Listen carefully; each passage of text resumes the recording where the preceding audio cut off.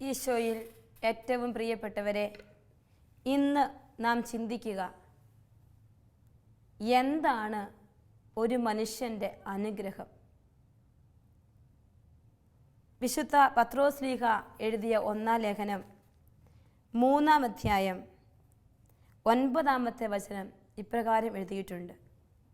2 ഭാഗങ്ങളുള്ള വചനം. ആദ്യ ഭാഗം ഇങ്ങനെ എഴുതിയിരിക്കുകയാണ്: തിന്മയ്ക്ക് തിന്മയോ നിന്ദനത്തിന് നിന്ദനമോ പകരം കൊടുക്കാതെ അനുഗ്രഹിക്കുവിൻ. അടുത്ത വചനം: അനുഗ്രഹം അവകാശമാക്കുന്നതിന് വേണ്ടി വിളിക്കപ്പെട്ടവരാണല്ലോ നിങ്ങൾ. ഒരു കാര്യം പറഞ്ഞു, തിന്മയ്ക്ക് തിന്മ ചെയ്യരുത്, നിന്ദനത്തിന് നിന്ദനം പകരം കൊടുക്കരുത്. എന്നിട്ട് അടുത്ത വചനം പറയുകയാണ്, അനുഗ്രഹം അവകാശമാക്കാൻ വിളിക്കപ്പെട്ടവരാണല്ലോ നിങ്ങൾ.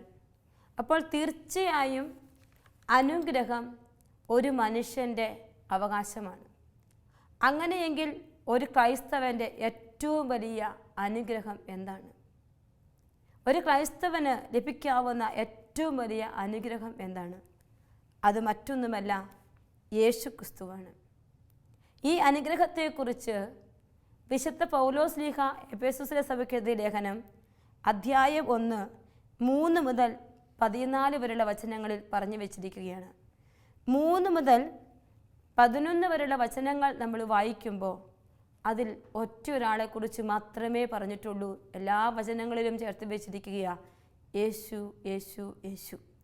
യേശുവിനെക്കുറിച്ച് മാത്രം പറഞ്ഞിരിക്കുന്ന ഇത്രയും അടുക്കി ബൈബിളിൽ ഒരുപാട് വചനങ്ങളുണ്ട്. അതിൽ ഒരു അധ്യായത്തിന് ഇതുപോലെ എല്ലാ വചനങ്ങളിലും യേശു യേശു യേശു ആവർത്തിച്ച് യേശുവിനെക്കുറിച്ച്, ക്രിസ്തു അല്ലെങ്കിൽ അവനിൽ, പുത്രനിൽ, ഇങ്ങനെ യേശുവിനെക്കുറിച്ച് പരാമർശിക്കാത്ത ഒരു വചനം പോലും എഫേസു സഭയ്ക്കെതിരെ ലേഖനം അധ്യായം 1 3 മുതൽ 12 വരെയുള്ള വചനങ്ങൾ നമ്മൾ വായിക്കുമ്പോൾ നമുക്ക് കാണാൻ പറ്റില്ല. അവിടെ പ്രധാനമായും പറഞ്ഞു വെച്ചിരിക്കുക അനുഗ്രഹമാകുന്ന യേശുവിനെക്കുറിച്ചാണ്. അനുഗ്രഹം അവകാശമാക്കാൻ വിളിക്കപ്പെട്ടവരാണല്ലോ നിങ്ങളെന്ന് പത്രോസ്ലീഹ നമ്മളെ പഠിപ്പിച്ച് വയ്ക്കുമ്പോൾ ഇവിടെ പറയുകയാണ്, പൗലോസ്ലീഹ പറഞ്ഞു വയ്ക്കുകയാണ്, ആ അനുഗ്രഹം യേശുക്രിസ്തുവല്ലാതെ മറ്റൊന്നുമല്ല. 3 മുതൽ 13 വരെയുള്ള വചനങ്ങൾ നമ്മൾ വായിക്കുമ്പോൾ കാണുകയാണ്. 3-ാമത്തെ വചനം: സ്വർഗീയമായ എല്ലാ ആത്മീയ വരങ്ങളാലും ക്രിസ്തുവിൽ നമ്മെ അനുഗ്രഹിച്ചവനും കർത്താവായ യേശുക്രിസ്തുവിൻ്റെ പിതാവുമായ ദൈവം വാഴ്ത്തപ്പെട്ടവനാകട്ടെ. ഇപ്പോൾ വചനം പറയുകയാണ്, സ്വർഗത്തിൻ്റെ എല്ലാ ആത്മീയ വരങ്ങളും നമുക്ക് തരാൻ ഒരാളേ ഉള്ളൂ, അത് ക്രിസ്തുവാണ്. അത് ആര്? ഈ ക്രിസ്തു വഴി നമ്മളെ അനുഗ്രഹിച്ചത് പിതാവാണ്, ഈശോയുടെ പിതാവാണ്. ആ പിതാവിനെ ആത്മീയ സ്തുതിക്കുകയാണ്. ഈ വചനം വായിക്കുമ്പോൾ നമ്മുടെ മനസ്സിൽ ഭൗതികമായ അനുഗ്രഹങ്ങൾക്കപ്പുറത്തേക്ക് സ്വർഗത്തിൻ്റെ ദാനമാകുന്ന പരിശുദ്ധനായ ഈശോയെക്കുറിച്ച് മാത്രം നമ്മൾ ചിന്തിക്കണം. ആത്മീയ വരങ്ങളുടെ ഉറവിടമാണ് ഈശോ. ഇന്ന് ഒരുപാട് ആളുകൾ പ്രാർത്ഥിക്കും, വലിയ വരങ്ങൾ കിട്ടണേ, ദർശനങ്ങൾ കിട്ടണേ, ജ്ഞാനം കിട്ടണേ, അറിവ് കിട്ടണേ. എങ്കിൽ നിങ്ങൾ പ്രാർത്ഥിക്കേണ്ട ഒറ്റ കാര്യമുള്ളൂ, ഈശോയെ എനിക്ക് കിട്ടണമെന്ന്. പ്രിയപ്പെട്ടവരുടെ പറഞ്ഞു വയ്ക്കുകയാണ്, എല്ലാ ആത്മീയ വരങ്ങളാലും ക്രിസ്തുവിൽ നമ്മെ അനുഗ്രഹിച്ചവനും കർത്താവായ യേശുക്രിസ്തുവിൻ്റെ പിതാവുമായ ദൈവം സ്തുതിക്കപ്പെടണമാകട്ടെ. ഇനി 4 മുതൽ 14 വരെയുള്ള വചനങ്ങൾ നമ്മൾ വായിക്കുമ്പോൾ 7 അനുഗ്രഹങ്ങൾ സ്വർഗം ക്രിസ്തുവിലൂടെ എനിക്ക് തരുന്നതായി കാണാൻ പറ്റും. ഞാനെന്ന വ്യക്തി 7 അനുഗ്രഹങ്ങളാണ് ക്രിസ്തുവിലൂടെ ഇവിടെ പങ്കുപറ്റുക. വചനം പറയുകയാണ്, 4-ാമത്തെ വചനം: തൻ്റെ മുമ്പാകെ സ്നേഹത്തിൽ പരിശുദ്ധരും നിഷ്കളങ്കരുമായിരിക്കുവാൻ ലോകസ്ഥാപനത്തിന് മുമ്പ് തന്നെ അവിടുന്ന് നമ്മെ ക്രിസ്തുവിൽ തിരഞ്ഞെടുത്തു. ഈ 1-ാമത്തെ അനുഗ്രഹം ഒരു തിരഞ്ഞെടുപ്പാണ്. ദൈവം എന്നെ തിരഞ്ഞെടുത്തു. ഈ അനുഗ്രഹങ്ങളെല്ലാം എണ്ണി ഓർത്ത് നന്ദി പറയേണ്ട മക്കളാണ് നാം ഓരോരുത്തരും. വചനം പ്രത്യേകം പറയുകയാണ്, ആത്മീയ വരങ്ങൾ മുഴുവൻ നിനക്ക് കിട്ടിയത് യേശു വഴി. എങ്കിൽ 1-ാമത്തെ അനുഗ്രഹം ഇതാണ്, യേശു അല്ലെങ്കിൽ പിതാവ് നിന്നെ തിരഞ്ഞെടുത്തു. ആരിലൂടെ? യേശുവിലൂടെ. നീ ഒരു തിരഞ്ഞെടുക്കപ്പെട്ട വ്യക്തിയാണ്. ആദ്യമേ തന്നെ നിനക്കൊരു അവബോധം ഉണ്ടാവണം, നീ ഒരു തിരഞ്ഞെടുക്കപ്പെട്ട വ്യക്തിയാണ്. ക്രിസ്തുവിലൂടെ സ്വർഗത്തിലേക്കൊരു ചോയ്സ്, ഒരു തിരഞ്ഞെടുപ്പ് ദൈവം നടത്തിക്കഴിഞ്ഞു. നീ ഈ ലോകത്തിലുള്ള എല്ലാ മക്കളെയും പോലെയല്ല, ഒരു ക്രിസ്ത്യാനിയാണെങ്കിൽ പിതാവ് നിനക്ക് ഒരു സ്പെഷ്യൽ ചോയ്സ്, ഒരു സ്പെഷ്യൽ തിരഞ്ഞെടുപ്പ് തന്ന് നിന്നെ അനുഗ്രഹിച്ചിരിക്കുകയാണ്. അടുത്ത വചനം പറയുകയാണ്, യേശുക്രിസ്തു വഴി നാം അവിടുത്തെ ദത്തുപുത്രരായി ദത്തെടുക്കപ്പെടണമെന്ന് അവിടുന്ന് തൻ്റെ ഹിതവും ലക്ഷ്യവും അനുസരിച്ച് മുൻകൂട്ടി തീരുമാനിച്ചു. അടുത്ത അനുഗ്രഹം എന്ന് പറഞ്ഞാൽ തിരഞ്ഞെടുത്താൽ ഇനി എന്തിലേക്കുള്ള തിരഞ്ഞെടുപ്പ്. ഇവിടെ പറയുകയാണ്, സ്വർഗം നിന്നെ തിരഞ്ഞെടുത്താൽ ഇനി നിനക്ക് വേണ്ടതെന്തെന്ന് ചോദിച്ചാൽ അവൻ നിന്നെ തിരഞ്ഞെടുത്തിട്ട് ഇനി മാറ്റാൻ പോകുന്ന വേറെ സ്ഥലത്തേക്ക്, എവിടേക്ക്? ദത്തുപുത്ര സ്ഥാനത്തേക്ക് കർത്താവ് നിന്നെ ഉയർത്താൻ പോവുകയാണ്. ദത്തെടുക്കപ്പെടുക എന്ന് പറയുമ്പോൾ ഒരു കുടുംബത്തിൽ അപ്പനും മകനും തമ്മിലുള്ള ബന്ധത്തിനപ്പുറത്ത് വേറൊരു പുതിയ റിലേഷൻഷിപ്പാണ്, ഒരു പുതിയ അവസ്ഥയാണ്. നമുക്കിപ്പോൾ അറിയാം, ഒരുപാട് ദമ്പതികൾ മക്കളില്ലാത്തവരൊക്കെ ഉണ്ട്. അപ്പോൾ അവരെന്ത് ചെയ്യും? ഓർഫനേജുകളിലൊക്കെ പോയി കുഞ്ഞുങ്ങളെ അഡോപ്റ്റ് ചെയ്യും. അപ്പോൾ കുഞ്ഞുങ്ങളെ ദത്തെടുക്കുമ്പോൾ ആ ഓർഫനേജിൻ്റെ നിയമം അനുസരിച്ച് അവർ എഴുതി വയ്ക്കും, ഞങ്ങൾക്കുള്ളത്, ഞങ്ങളുടെ സ്വത്ത്, അതിൻ്റെ എല്ലാ അവകാശങ്ങളും ഈ കുഞ്ഞിൻ്റെ എല്ലാ കാര്യങ്ങളും ഞങ്ങൾ നോക്കും, ഞങ്ങൾക്കുള്ളതൊക്കെ ഈ കുഞ്ഞിനെന്ന് എഴുതി വെച്ചാൽ മാത്രമേ അവർക്ക് ആ കുഞ്ഞിനെ കൊണ്ടുപോകാനായിട്ട് പറ്റൂ.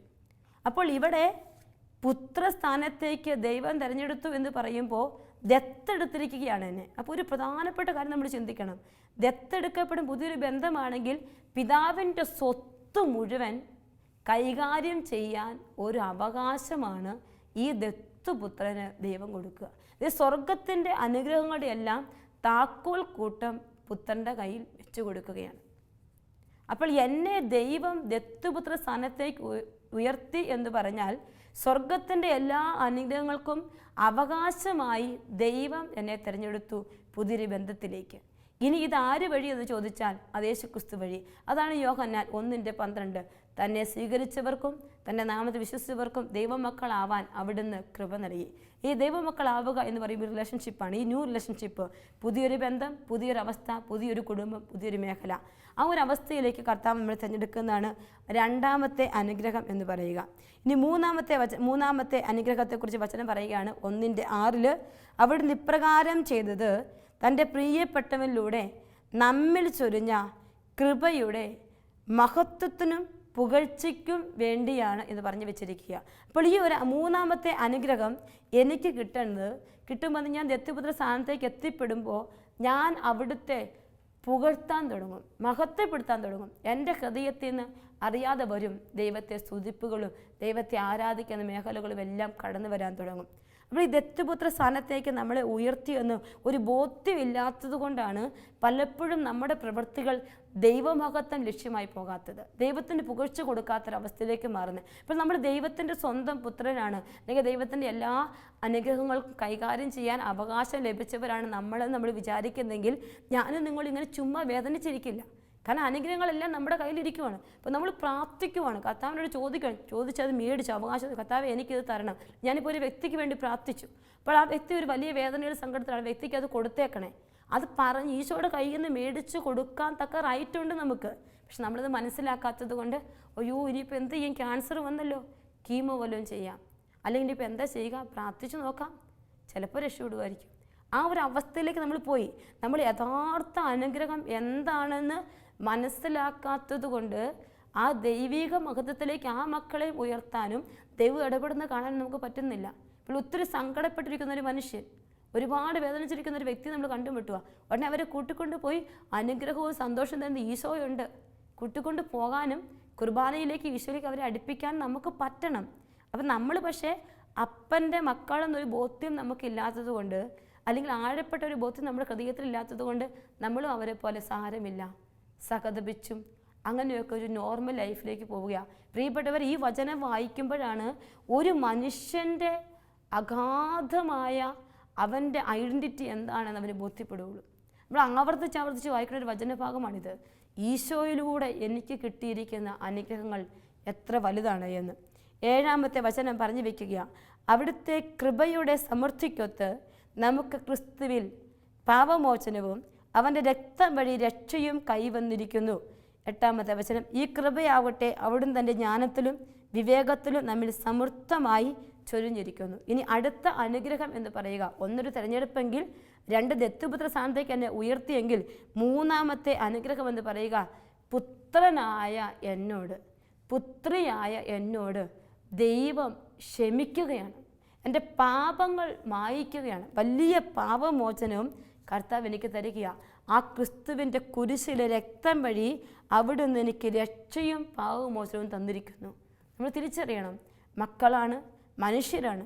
കുറവുകളും പാപങ്ങളും ജീവിതത്തിലേക്ക് വരുമ്പോൾ ഭാരപ്പെട്ടും നിരാശപ്പെട്ടും പോവുകയല്ല, മറിച്ച് ഓടിപ്പോകണം കുരിശൻ ചുവട്ടിലേക്ക്. ആ തിരുരക്തം കൊണ്ട് എന്നെ കഴുകണമേ എന്ന് പ്രാർത്ഥിക്കണം. ക്ഷമ ചോദിച്ച് തിരുരക്തത്തിൻ്റെ അഭിഷേകം സ്വീകരിച്ച് പാപമോചനം സ്വീകരിക്കാനുള്ളൊരു അവസരം കർത്താവ് തന്നിരിക്കുക. ഇത് ഉടനെ ചാടി പുറത്താക്കുകയല്ല. ഇന്ന് അപ്പൻ ഇഷ്ടമില്ലാത്തൊരു കാര്യം മക്കൾ ചെയ്താൽ ഉടനെ അപ്പൻ വരും, ഇങ്ങനൊരു മക്കളില്ല പറഞ്ഞു വിടുക, പുറത്താക്കുകയാണ്, ബന്ധം വിച്ഛേദിക്കുക. ഇവിടെ അതല്ല. അങ്ങനെ എന്നെ ദത്തുപുത്ര സ്ഥാനത്തേക്ക് ദൈവം ഉയർത്തിയെങ്കിൽ എന്നും പുത്രനാകാനും പുത്രിയാകാനും സ്വർഗം ക്ഷണിക്കുമ്പോൾ ഞാൻ പാപം ചെയ്ത ബന്ധം വിച്ഛേദിക്കുമെന്ന് തോന്നുമ്പോൾ കർത്താവ് ഇത് അടുത്തൊരു അനുഗ്രഹം എൻ്റെ മുമ്പിലേക്ക് വെച്ചിരിക്കുക. പാപമോചനത്തിൻ്റെ കൂദാശ, തിരുരക്തത്തിൻ്റെ ശുദ്ധീകരണം, ഇത് രണ്ടും എനിക്ക് തന്നിരിക്കുകയാണ് എൻ്റെ ദൈവം. അതെൻ്റെ ഈശോ വഴിയാണ് കിട്ടുക. അതെൻ്റെ ഈശോയുടെ അടുക്കലേക്ക് ചെന്നിട്ട്, കർത്താവേ, തകർന്ന് താണ് വീണ് ഞാൻ പോയി, കർത്താവേ വീണുപോയി, എനിക്ക് തെറ്റിപ്പോയി, കൃപ തരണേ. നിങ്ങൾ ചിന്തിക്കുമ്പോൾ നമ്മൾ കാണും, ലൂക്കായുടെ സുവിശേഷം 15-ാമത്തെ അധ്യായത്തിൽ പിതാവിൻ്റെ ഭവനം വിട്ട് ധൂർത്തപുത്രൻ പോയി ഇഷ്ടമുള്ളതെല്ലാം ആസ്വദിച്ചു, അവസാനം പന്നിക്കൂട്ടി ജോലി ചെയ്യുകയാണ്. അപ്പോൾ നമ്മളിങ്ങനെ ചിന്തിക്കുവാണെങ്കിൽ അവിടെ കിടക്കുമ്പോൾ അവൻ ആദ്യ നാളിലൊന്നും പിതാവിനെക്കുറിച്ച് ഓർക്കുന്നില്ല. നമുക്ക് അവിടെ എഴുതി വെച്ചിരിക്കുക, പന്നി തിന്നുന്ന തവിട് പോലും കിട്ടാതായി. തവിടും തീർന്നപ്പോഴാണ് അവൻ പിതാവിൻ്റെ അടുക്കലേക്ക് തിരിച്ചു വരിക. അപ്പം ഞാനിങ്ങനെ ചിന്തിക്കും, ആ തവിട് തീർത്തത്, അതില്ലാതാക്കാൻ കിട്ടാൻ അവസരമില്ലാതാക്കിയത് സ്വർഗം തന്നെയാണ്. കാരണം സ്വർഗത്തിന് ഇവരെ തിരിച്ചു വേണം. ദൈവം നമ്മുടെ ജീവിതത്തിൽ ചില മേഖലകളിൽ കർത്താവ് കൈ നീട്ടി തൊടും. ഇടപെടും, ഈശോ നീ അങ്ങനെ പോകല്ലേ മാനെ, കുഴിയിലേക്ക് വീഴുമ്പോൾ പൊക്കിയെടുക്കും. എന്തിനെന്നറിയോ? ഈ പാപമോചനത്തിൻ്റെയും തിരുരക്തത്തിൻ്റെ ശുദ്ധീകരണം ഞാൻ അറിഞ്ഞ് എന്നെ പുത്രനായി പുത്രിയാക്കി നിലനിർത്താൻ സ്വർഗം ആഗ്രഹിക്കുന്നത് കൊണ്ടാണ്. ഞാൻ നിങ്ങൾ തിരിച്ചറിയുന്നില്ല എന്ന് തോന്നിപ്പോവുകയാണ്. തിരിച്ചറിയണം. ഈ ഒരു അവസ്ഥയിലേക്ക് നമ്മൾ വരണം. ഇനി 9-ാമത്തെ വചനം, ഇങ്ങനെ തെരഞ്ഞെടുത്ത് ദത്തുപുത്ര സ്ഥാനത്തേക്ക് ഞാനും നിങ്ങളും ഉയർത്തപ്പെട്ട് കുറവ് വന്നു പോയാൽ കുമ്പസ്ഥാരിച്ച് തിരുരക്തം വഴി ശുദ്ധീകരിക്കപ്പെട്ട് കഴിയുമ്പോൾ എനിക്ക് അടുത്തൊരു കൃപ ദൈവം വെക്കുകയാണ്. അതിന് 9-ാമത്തെ വചനം പറയുക, ക്രിസ്തുവിൽ വ്യക്തമാക്കിയ തൻ്റെ അഭീഷ്ടമനുസരിച്ച് അവിടുന്ന് തൻ്റെ പദ്ധതിയുടെ രഹസ്യം നമുക്ക് മനസ്സിലാക്കി തന്നു. അതായത് ദൈവത്തിൻ്റെ രഹസ്യങ്ങൾ കർത്താവ് വെളിപ്പെടുത്താൻ തുടങ്ങും. ഞാൻ വിശുദ്ധിയിലും പാപമോചനം നേടി വിശുദ്ധിയുള്ള ഹൃദയത്തോടെ അപ്പൻ്റെ പുത്രനും പുത്രിയും എന്ന് വിചാരിച്ച് ഞാൻ മുന്നോട്ട് പോകുമ്പോൾ സ്വർഗം എനിക്ക് ദൈവിക രഹസ്യങ്ങൾ വെളിപ്പെടുത്തി തരാൻ തുടങ്ങും. അതായത് അപ്പൻ്റെ വീട്ടിലെ എല്ലാ കാര്യങ്ങളും, സ്വർഗത്തിൻ്റെ രഹസ്യങ്ങൾ, സ്വർഗത്തിൻ്റെ സഹായം എല്ലാം ഒരു വ്യക്തിക്ക് വേണം. നമ്മൾ പറയും നമ്മളെ സഹായിക്കാൻ ആരുമില്ല, പ്രാർത്ഥിച്ചൊരു ഉത്തരമില്ല. ഒരിക്കലും ചിന്തിക്കരുത്, പുറകോട്ട് ചിന്തിക്കണം. തിരഞ്ഞെടുത്ത വ്യക്തി ദത്തുപുത്രനായ ഞാൻ പാപമോചനത്തിൻ്റെ വലിയ രക്ഷയുടെ രഹസ്യം, തിരുരക്തം ശുദ്ധീകരണം ഞാൻ അനുഭവിച്ചിട്ടുണ്ടോ? അനുഭവിച്ചിട്ടുണ്ട് എങ്കിൽ ദൈവിക രഹസ്യങ്ങൾ ഒരിക്കലും നിനക്ക് നിഷേധിക്കപ്പെടില്ല. നമ്മുടെ ജീവിതത്തിൽ നമ്മളോട് ഒരാൾ ഒരു കാര്യമെന്ന് പറഞ്ഞു, അവർക്ക് വേണ്ടി പ്രാർത്ഥിക്കാനും പ്രവചന വരത്തോടെ ദൈവിക ജ്ഞാനത്തോടെ സംസാരിക്കാനും കൃപ കിട്ടും നമുക്ക്. ഞാൻ ആരെന്ന ബോധ്യം എനിക്കുണ്ടാവണം. ഞാൻ ആരെന്ന ബോധ്യം എനിക്കുണ്ടെങ്കിൽ എൻ്റെ വഴികളെ ഞാൻ ശുദ്ധീകരിക്കുമ്പോൾ സ്വർഗം സംസാരിക്കാൻ തുടങ്ങും. അപ്പൻ്റെ സ്വരം ജനതകളോട് പറഞ്ഞു കൊടുക്കാം. അപ്പൻ്റെ കാര്യങ്ങളൊക്കെ വന്ന് അടുത്ത വീട്ടിലെ ചേച്ചിയോടല്ല ചോദിക്കുക, ഒന്നുകിൽ മക്കളോട് ചോദിക്കും, അല്ലെങ്കിൽ ഭാര്യയോട് ചോദിക്കും. നിന്നോട് സ്വർഗീയ രഹസ്യങ്ങൾ ചോദിക്കാൻ അനേകർ വന്ന് നിൽക്കുകയെന്ന്. ഒത്തിരി വിജാതീയരായ മക്കൾ സ്വർഗീയ രഹസ്യങ്ങൾ കിട്ടാൻ ഓരോ ക്രൈസ്തവൻ്റെ മുമ്പിൽ കൈ നീട്ടി നിൽക്കുകയാണ്. പക്ഷേ അവന് ബോധ്യമില്ല, അവന് പറഞ്ഞു കൊടുക്കാൻ അറിയത്തില്ല. രഹസ്യങ്ങൾ വെളിപ്പെടാൻ തക്കവത്തിൽ അവൻ വിശുദ്ധിയിലല്ല, അവൻ ആരാണെന്ന് ബോധ്യം അവനില്ല. അതുകൊണ്ട് പലരും ജീവിതത്തിൽ കർത്താവിനെ അറിയാതെ പോകുന്നൊരു സാഹചര്യം ഇന്നുണ്ട്. അല്ലെങ്കിൽ സ്വർഗം നമ്മളോട് പറയുകയാണ്, അടുത്ത അനുഗ്രഹമാണ് നമുക്ക് തരുന്നത്. ദൈവിക പദ്ധതിയുടെ രഹസ്യം കർത്താവ് നമുക്ക് മനസ്സിലാക്കി തരുന്നു. ഇനി അടുത്ത വചനം, ദൈവിക പദ്ധതി രഹസ്യം നമുക്ക് മനസ്സിലാക്കി തന്നാൽ അടുത്ത അനുഗ്രഹം എന്ന് പറയുന്നത് 1:10. ഇത് കാലത്തിൻ്റെ പൂർണ്ണതയിൽ സ്വർഗത്തിലും ഭൂമിയിലുമുള്ള എല്ലാറ്റിനെയും ക്രിസ്തുവിൽ ഒന്നിപ്പിക്കുന്നതിന് വേണ്ടിയാണ് എന്ന് പറഞ്ഞു കഴിഞ്ഞാൽ, ഞാൻ കർത്താവിൻ്റെ തിരഞ്ഞെടുക്കപ്പെട്ട വ്യക്തിയെ ദത്തുപുത്ര സ്ഥാനത്തേക്ക് ഉയർപ്പിക്കപ്പെട്ട പാപമോചന ആശീർവാദം സ്വീകരിച്ച് ശുദ്ധീകരിക്കപ്പെട്ട് ദൈവിക രഹസ്യങ്ങൾ നിരന്തരം കിട്ടിക്കൊണ്ടിരിക്കുന്ന ഒരു വ്യക്തിയാണെങ്കിൽ പിന്നെ ഞാൻ ക്രിസ്തുവുമായുള്ള ഐക്യം സ്ഥാപിച്ചു കഴിഞ്ഞു. സ്വർഗവുമായുള്ള ഐക്യത്തിലേക്ക് ഞാൻ ഉയർത്തപ്പെട്ടു. പ്രിയപ്പെട്ടവരെ, നമ്മൾ ഈ ലോകത്തിലെ പല കാര്യങ്ങളിൽ കെട്ടപ്പെട്ട വ്യക്തികളല്ല, മറിച്ച് ഇതെല്ലാം സ്വന്തമാക്കി രാജകുമാരിമാരെ പോലെ ഈ കാലത്ത് ജീവിക്കാനുള്ള മക്കളാണ് നമ്മൾ. പക്ഷെ നമുക്കൊരു ബോധ്യമില്ലാത്തത് കൊണ്ട് നമ്മൾ പലപ്പോഴും ഇങ്ങനെ താഴെ കോഴിക്കുഞ്ഞിനെ പോലെ ചകഞ്ഞ് ജീവിക്കുകയാണ്. അത് കണ്ട് സാത്താൻ സന്തോഷിക്കുക. നമ്മളിലേക്ക് വന്നിരിക്കുന്ന വലിയ ദൈവമഹത്വം വെളിപ്പെട്ടെന്ന് മനസ്സിലാക്കാൻ പറ്റാതെ പോവുക. ഈശോയോട് പ്രാർത്ഥിക്കുക. ഈ കൃപകൾ ഓരോ അനുഗ്രഹം എണ്ണി വെച്ച് എഫെസസ് എഴുതിയ ലേഖനം 1-ാം അധ്യായം 3 മുതൽ 12 വരെ വായിച്ച കർത്താവെ 7 അനുഗ്രഹങ്ങൾ എനിക്ക് തരണമേ. പ്രാർത്ഥിക്കണേ പ്രിയപ്പെട്ടവരെ. അപ്പോഴാണ് കർത്താവ് നമ്മുടെ ജീവിതത്തിലേക്ക് വരിക. ഈ ഒരു ഐക്യം, ഈ ഒരു ഒരുമ നമ്മുടെ ജീവിതത്തിലേക്ക് വരും. അപ്പോൾ നമ്മൾ ദൈവത്തെ അനുസരിക്കുന്ന മക്കളായി മാറുകയാണ്. കർത്താവിനെ അനുസരിക്കുന്ന ഒരു മക്കളായി, ദൈവിക സംവിധാനങ്ങൾ അനുസരിക്കുന്ന മക്കളായി, സഭയെ അനുസരിക്കുന്ന മക്കളായി നമ്മൾ മാറാൻ തുടങ്ങും. അവിടെ അശുദ്ധി ഉണ്ടാവില്ല. നമ്മൾ കാണും സങ്കീർത്തനം 133 സഹോദരരുടെ ഐക്യം. വചനം പറഞ്ഞു വയ്ക്കുക. 133-ാം അധ്യായം 1-ാമത്തെ വചനം മുതൽ, സഹോദരർ ഏകമനസ്കരായി ഒരുമിച്ച് വസിക്കുന്ന എത്ര വിശിഷ്ടവും സന്തോഷപ്രദവുമാണ്. അത് ഒരു കോമൺ സ്റ്റേറ്റ്മെൻറ്റ് പറയുകയാണ്. ഒരുമയിൽ ഐക്യത്തിൽ ജീവിക്കുന്നത് സന്തോഷപ്രദമാണ്. അടുത്ത വചനം ഇതാണ്: അഹറോൻ്റെ തലയിൽ നിന്ന് താടിയിലേക്ക് ഇറങ്ങി അങ്കിയിലൂടെ കഴുത്തുപട്ടയിലൂടെ ഒഴുകുന്ന അമൂല്യമായ അഭിഷേക തൈലം പോലെയാണത്. അത് മനുഷ്യ മനസ്സുകളുടെ ഐക്യത്തെക്കുറിച്ച് ഇങ്ങനെ പറഞ്ഞു വയ്ക്കുമ്പോൾ ഒരു പ്രധാനപ്പെട്ട കാര്യം നമ്മളെ പഠിപ്പിക്കുകയാണ്. സഭയെയും സഭയുടെ സംവിധാനങ്ങളെയും ഒരു വ്യക്തി അനുസരിച്ചാൽ മാത്രമേ ആ വ്യക്തിക്ക് ദൈവിക അഭിഷേകത്തിലും കൃപയിലും നിൽക്കാൻ പറ്റൂ. ഇതിവിടെ പറയുവാണ്, അഹറോൻ്റെ തലയിൽ നിന്ന് താടിയിലേക്ക്, താടിയിൽ നിന്ന് തലയിലേക്ക് എന്നല്ല, ഹെഡിൽ നിന്ന് താടിയിലേക്ക് ഇറങ്ങി അങ്കിയിലൂടെ കഴുത്തുപട്ടയിലൂടെ താഴേക്കൊഴുകുന്ന കൃപ. ഞാൻ ദൈവത്തെ അനുസരിക്കുന്ന വ്യക്തിയെങ്കിൽ, ഞാൻ ദൈവപുത്രനെന്ന് പുത്രിയെന്ന് അഭിമാനിക്കുന്നെങ്കിൽ, ദൈവിക രഹസ്യങ്ങൾ ദൈവം എനിക്ക് വെളിപ്പെടുത്തി തരുന്നുണ്ടെങ്കിൽ ഞാൻ ആദ്യം സഭയെ അനുസരിക്കണം, സഭയുടെ തലവന്മാരെ അനുസരിക്കണം.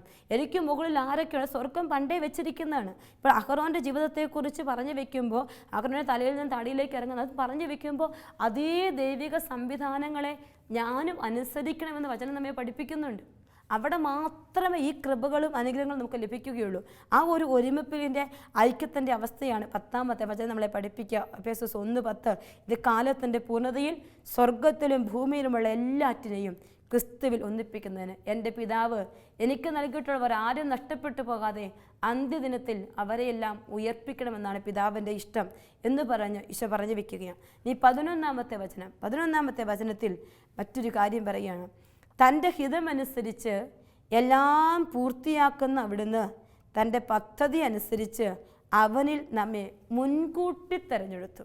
ഇത് വീണ്ടും തിരഞ്ഞെടുപ്പിനെ കുറിച്ചല്ല പറഞ്ഞു വയ്ക്കുക.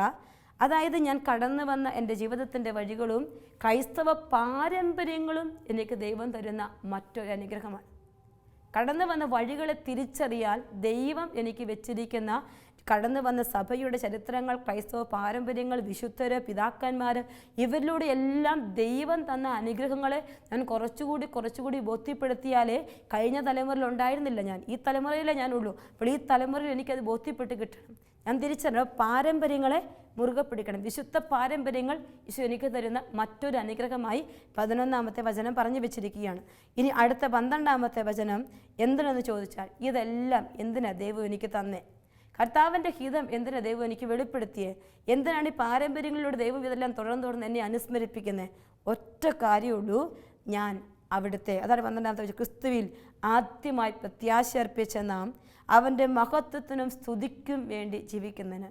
ഒറ്റ കാര്യമുള്ളൂ, ക്രിസ്തുവിന് വേണ്ടി ജീവിക്കാനാണ് ക്രിസ്തു എന്നെ തിരഞ്ഞെടുക്കുന്നത്. ക്രിസ്തുവിന് വേണ്ടി ജീവിക്കാൻ ക്രിസ്തു എന്നെ തിരഞ്ഞെടുത്തിരിക്കുകയാണ്. അപ്പോൾ ഈ 7 അനുഗ്രഹങ്ങൾ നമ്മൾ മറക്കരുത്. 1-ാമത്തെ അനുഗ്രഹം, ആഴമായ ദൈവസ്നേഹ നിറവിൽ നിന്ന് ദൈവം എന്നെ തിരഞ്ഞെടുത്തു. ഒരു ക്രിസ്ത്യാനി ആകാൻ ദൈവം എന്നെ തിരഞ്ഞെടുക്കുകയാണ്. തിരഞ്ഞെടുപ്പിൽ ഞാൻ നിൽക്കുകയാണ്. ഇനി ആ തിരഞ്ഞെടുപ്പ് എന്തിലേക്കാണ്? ദൈവത്തിൻ്റെ ദത്തുപുത്ര സ്ഥാനത്തേക്ക്. അപ്പൻ്റെ സ്വത്തുകൾ കൈകാര്യം ചെയ്യാൻ അവകാശം കിട്ടുന്ന പുത്രനെ പോലെ സ്വർഗീയമായ എല്ലാ അനുഗ്രഹങ്ങളും രഹസ്യങ്ങളും വെളിപ്പെട്ട് കിട്ടാൻ കൈകാര്യം ചെയ്യാൻ അവകാശം ലഭിച്ചിരിക്കുന്ന ഓരോ പുത്രനും പുത്രിയുമാണ് ഓരോ ക്രൈസ്തവയും. പക്ഷേ അത് മനസ്സിലാക്കുന്നുണ്ടോ എന്ന് നാം തിരിച്ചറിയണം. എന്നിട്ടോ ഈ ദത്തുപുത്ര സ്ഥാനത്തേക്ക് നമ്മൾ ഉയർത്തിക്കഴിയുമ്പോൾ എൻ്റെ ജീവിതത്തിൽ എവിടെയെങ്കിലും അപ്പൻ്റെ ഭവനത്തിൽ നിന്ന് ഞാൻ കുറവുകൾ വന്ന് പാവം വന്ന് വീണുപോകാൻ ഇടയാകുന്നെങ്കിൽ കർത്താവ് തിരിച്ചു വിളിക്കുക. പാവമോചന കൂദാശയിലൂടെ തിരുരക്തം കൊണ്ട് എന്നെ വിശുദ്ധീകരിക്കുക. അതാണ് 3-ാമത്തെ അനുഗ്രഹം. 4-ാമത്തെ അനുഗ്രഹം, തിരുരക്തം കൊണ്ട് കഴുകി വിശുദ്ധീകരിക്കപ്പെട്ട ശുദ്ധമായ മനസ്സോടെ ഞാൻ ഇരിക്കുമ്പോൾ എനിക്ക് കിട്ടും ദൈവിക ജ്ഞാനം, ദൈവിക വെളിപ്പെടുത്തലുകൾ. അതെന്തിനാ? കർത്താവിനെ അറിയാത്ത അനേകം മക്കൾക്ക് അപ്പനെക്കുറിച്ച് വിവരം കൊടുക്കാൻ ദൈവം തിരഞ്ഞെടുത്ത വ്യക്തിയാണ് ഞാനും നിങ്ങളും. അനേകം മക്കൾക്ക് തിരിച്ചറിവ് കൊട്ടണം. നമ്മളൊക്കെ ഈ ഒരു വലിയ രഹസ്യം മനസ്സിലാക്കിയില്ലെങ്കിൽ വിജാതീയര മക്കൾ ദൈവസ്നേഹത്തിന് വേണ്ടി ദാഹിച്ച് കൈകൾ നീട്ടിപ്പിടിക്കുമ്പോൾ കൊടുക്കാനോ ഒന്നുമില്ലാതെ പോകും. ഞാൻ വിശുദ്ധിയിലല്ലെങ്കിൽ അപ്പൻ്റെ രഹസ്യങ്ങൾ പറഞ്ഞു കൊടുക്കാനോ അപ്പനെക്കുറിച്ച് വെളിപ്പെടുത്തി കൊടുക്കാനോ പ്രവചനവരത്തോടെ സംസാരിക്കാനോ ദർശനവരത്തോടെ മുന്നോട്ട് കാര്യങ്ങൾ നീക്കാനോ ഒരു ഉപദേശം കൊടുക്കാനോ ഇതൊക്കെ ജ്ഞാനം എനിക്ക് കിട്ടില്ല. തിരിച്ചറിഞ്ഞ് മനസ്സിലാക്കി പ്രാർത്ഥിക്കണം. അങ്ങനെ ദൈവിക ജ്ഞാനം കൈകാര്യം ചെയ്യാൻ തുടങ്ങുമ്പോൾ നമ്മളിലൂടെ കർത്താവിൻ്റെ ഹിതം ഈ ലോകത്തിന് ദൈവം വെളിപ്പെടുത്തി കൊടുക്കും. അങ്ങനെ വെളിപ്പെടുത്തി കൊടുക്കുമ്പോഴാണ് ദൈവം എനിക്ക് തരുന്ന അനുഗ്രഹമാണ് തൃത്വ കൂട്ടായ്മയിലേക്കുള്ള ഒരൈക്യം എന്ന് പറയുമ്പോൾ സ്വർഗം ഭൂമിയിൽ സഭ, ദൈവത്തിൻ്റെ സ്വർഗത്തിൻ്റെ അടയാളമായ സഭാധികാരികൾ, തലവന്മാർ, താഴേക്കുള്ളവർ, എനിക്ക് മുകളിൽ ആരുണ്ടോ അവരെല്ലാം അനുസരിക്കാൻ ഒരു കൃപയാണ് ദൈവം എനിക്ക് തരിക. അങ്ങനെ ഞാൻ അനുസരിക്കാൻ തുടങ്ങുമ്പോൾ പാരമ്പര്യങ്ങൾ എന്നെ കാക്കാൻ തുടങ്ങും. കൃപ എൻ്റെ ജീവിതത്തിലേക്ക് വരും. ഇതെല്ലാം എനിക്ക് സ്വന്തമാക്കണമെങ്കിൽ എനിക്ക് വേണ്ട ഏറ്റവും വലിയ അനുഗ്രഹമാണ് 13-ാമത്തെ വചനത്തിൽ രേഖപ്പെടുത്തി വെച്ചിരിക്കുക. രക്ഷയുടെ സദ്വാർത്തയായ സത്യത്തിൻ്റെ വചനം ശ്രവിക്കുകയും അവനിൽ വിശ്വസിക്കുകയും ചെയ്ത നിങ്ങളും വാഗ്ദാനം ചെയ്യപ്പെട്ട പരിശുദ്ധാത്മാവിനാൽ അവനിൽ മുദ്രിതരായിരിക്കുന്നു. അവിടുത്തെ മഹത്വം പ്രകീർത്തിക്കുന്നതിനുള്ള അവകാശം നാം വീണ്ടെടുത്ത് സ്വന്തമാക്കുന്നവരെ ആ അവകാശത്തിൻ്റെ അച്ചാരമാണ് ഈ പരിശുദ്ധാത്മാവ്. പ്രിയപ്പെട്ട ദൈവമക്കളെ, ഈശോയാകുന്ന അനുഗ്രഹം എനിക്കും നിങ്ങൾക്കും സ്വീകരിക്കണോ? ഉത്തിതനെ ജീവിതത്തിൽ ചേർത്ത് പിടിക്കണോ? ഉത്തിതൻ്റെ കൂടെ നടക്കണോ? ഞാനും നിങ്ങളും കാത്തിരുന്ന് പ്രാർത്ഥിക്കണം. പരിശുദ്ധാത്മാവേ എന്നെ മുദ്ര ചെയ്യണമേ, പരിശുദ്ധാത്മാവെ എന്നെ നിറയണമേ. ഉയർപ്പിന് ശേഷമുള്ള 50 ദിവസങ്ങൾ പെന്തക്കോസ്ത് ദിനത്തിന് വേണ്ടിയുള്ള കാത്തിരിപ്പ്. ഈ കാത്തിരിപ്പിൽ ഈ പരിശുദ്ധാത്മാവ് എന്നെയും നിങ്ങളെയും സീൽ ചെയ്യട്ടെ. തിന്മ തൊടാതെ പരിശുദ്ധ അഭിഷേകത്തോടെ മുന്നോട്ട് ജീവിക്കാൻ ആത്മാവിൻ്റെ കൃപ നമുക്ക് ലഭിക്കട്ടെ. ഈശോ തന്ന 7 അനുഗ്രഹങ്ങൾ, ഈശോയോട് ലഭിച്ച 7 അനുഗ്രഹങ്ങൾ ഞാനും നിങ്ങളും സ്വന്തമാക്കാൻ ഈശോയുടെ മുമ്പിൽ കൈകൾ കുട്ടിപ്പിടിച്ച് പ്രാർത്ഥിക്കാം.